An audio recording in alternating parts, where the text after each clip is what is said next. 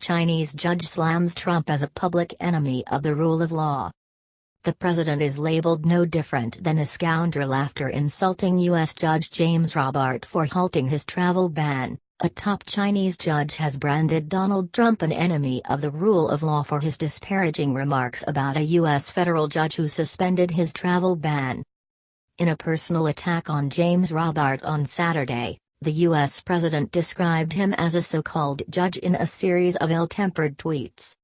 He also accused the Seattle judge of opening up our country to potential terrorists with his ridiculous decision to halt the order that temporarily blocked all refugees and citizens of 7 Muslim-majority countries from entering the U.S. In a blog post, dated Sunday, Judge He Fan, who serves at the Supreme People's Court of China, blasted Mr. Trump for insulting Mr. Robart.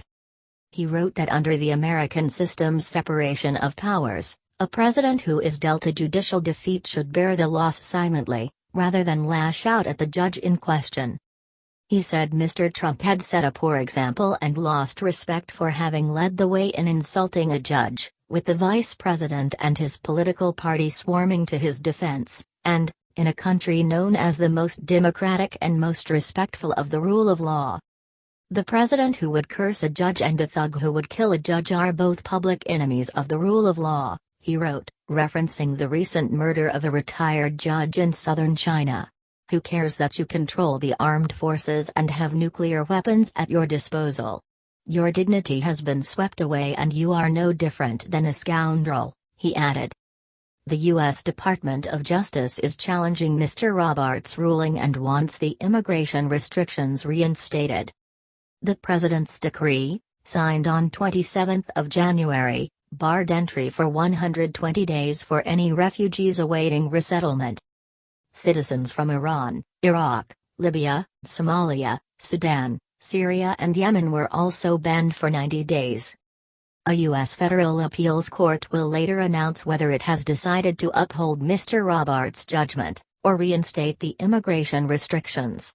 Government lawyers insist Mr. Trump's executive order is a lawful exercise and that the president has clear authority to suspend the entry of any class of aliens in the name of national security.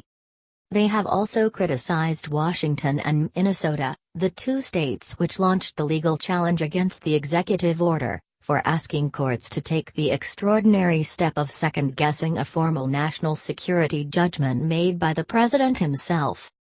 3 judges, randomly selected at the California-based 9th U.S. Circuit Court of Appeals, have been hearing the case.